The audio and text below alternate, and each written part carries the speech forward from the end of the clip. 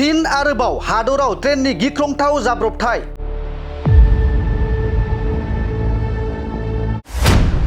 हादरनि रेल बिफाना थारैनो मा जामारदों? खनसे नङा खननै नङा गले गले ट्रेननि गिख्रंथाव जाब्रबथाय। नंगौ, फिन आरोबाव आसामनि दिमा हासाव जिल्लायाव गंसे दावबायारि ट्रेननि गिख्रंथाव जाब्रबथाय। दिमा हासाव जिल्लायाव आगरतला मुम्बाइ लकमान्य तिलक एक्सप्रेस दावबायारि ट्रेननि मोन 8 डाब्बाया हरखाब रेल लामानिफ्राय गोग्लैयो। दिमा हासाव जिल्लानि सा-सानजा सीमा दिप्लं रेलवे स्टेशननि साखाथियाव 12520 नम्बर ट्रेननि गिदिर जाब्रबथाय।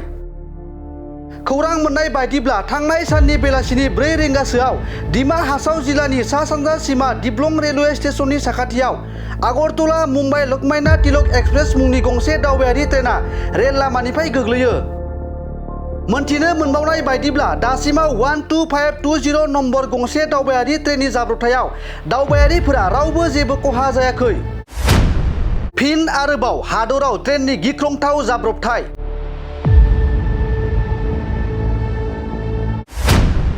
हादरनि रेल बिफाना थारैनो मा जामारदों?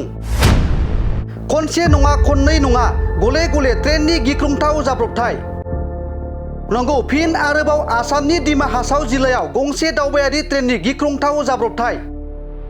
दिमा हासाव जिल्लायाव आगरतला मुम्बाइ लकमान्य तिलक एक्सप्रेस दावबायारि ट्रेननि मोन 8 डाब्बाया हरखाब रेल लामानिफ्राय गोग्लैयो। दिमा हासाव जिल्लानि सा-सानजा सीमा दिप्लं रेलवे स्टेशननि साखाथियाव 12520 नम्बर ट्रेननि गिदिर जाब्रबथाय। खौरां मोन्नाय बायदिब्ला थांनाय साननि बेलासिनि 4 रिंगासोआव दिमा हासाव जिल्लानि सा-सानजा सीमा दिप्लं रेलवे स्टेशननि साखाथियाव आगरतला मुम्बाइ लकमान्य तिलक एक्सप्रेस मुंनि गंसे दावबायारि ट्रेनआ रेल लामानिफ्राय गोग्लैयो।